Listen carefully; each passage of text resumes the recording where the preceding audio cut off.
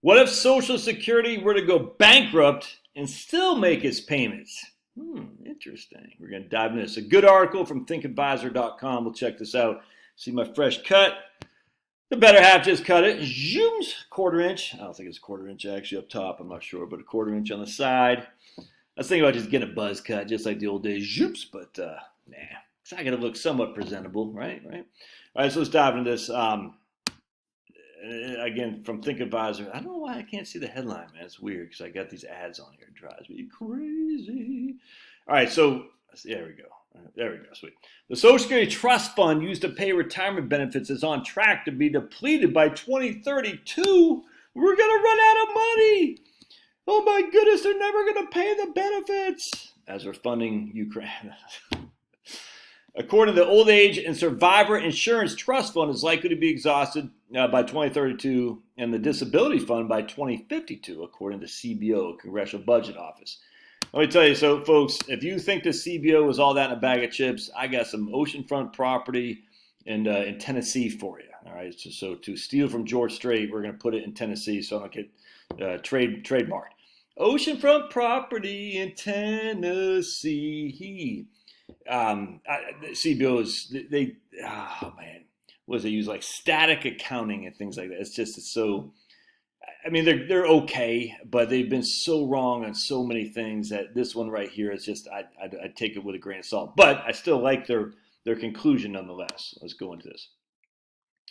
Let's see. The CBO includes an intriguing analysis that asks, in effect, what would happen if Social Security program were to continue to pay benefits that's scheduled under current law, regardless if they had the funds to pay the balances. They project that if Social Security paid benefits as scheduled, spending on the program would have to increase over time from 5.2% of GDP to 7% in 2097. All right, so right now, Social Security is 5.2% of GDP, and they say if we continue to pay the benefits as scheduled, it'd have to increase to 7% by 2097. All right. Man, it's like running a Monte Carlo scenario. There's just tons of things in here that could throw a wrench in the system here at the end of the day. Now, I still like it. I just say we don't know, man. We don't know because again, you have to assume GDP grows at what kind of. We have to. There's a number of things you have to assume. Remember, Social Security Trustees Report. There are three scenarios they look at. They look at the low, the intermediary, and the high. The low is low unemployment. I forgot, but there's basically 50% of the Social Security Trustees Report is the intermediary, like the mid-range. 25% for the low and 25% for high. And I can't, off the top of my head, I can't remember if it's low as unemployment, low as low interest rates, I forgot. But you have one over here, one over here, and one over here. So we're all focused on the intermediary, if that makes sense. And so the intermediary says basically, I forgot what the unemployment rate expectations are for the next, 75 years or something like that, I just don't recall. But that's what everyone's focused on. So we have three scenarios that we're looking at first and foremost. Well, most people just look at the intermediary, so they're throwing out the other two, which is the low and the high. And that reflects 50% of the Social Security Trustees Report. All right, part two of that is we have the CBO. They say, my kids got ready to take the dogs for a walk. He came up there barking, knuckleheads. That the CBO would have to increase the Social Security would increase their spending on relative to GDP from 5.2% to 7%. We have no clue what the increase in GDP is going to be. We have no. I mean, so we can assume something. It's 100%, but this is all just speculation. Doesn't mean it's bad. It's just it's pure speculative. We don't know. And I'm going to show you some reasons to be a little bit negative, actually, here in just a second.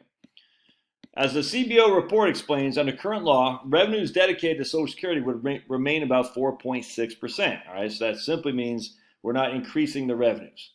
But yet the GDP would have to, I mean, the spending as percentage of GDP would go from 5.2 to 7%. So a significant deficit there.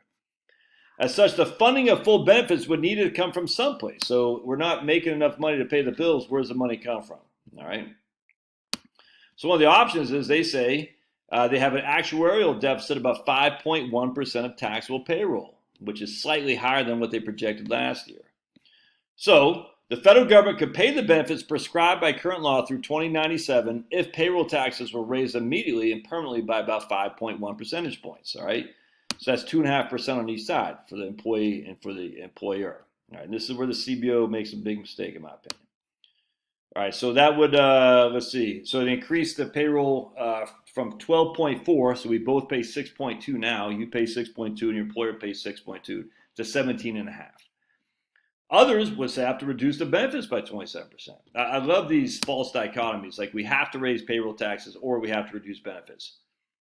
No one ever says, well, the Pentagon is spending more money than they're bringing in, or the EPA, or anything in the federal government bill that we write off, no one, or we spend money on. No one ever says we're spending more money we're bringing in. How come we never talk about reducing those budgets to get more with an actuarial soundness? No one ever says that. Isn't that weird? It's only Social Security.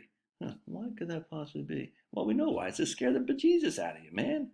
It wasn't 100% what they're doing. Crazy. No one ever says like the Pentagon doesn't have enough money coming in relative to their spending. They're running massive deficits.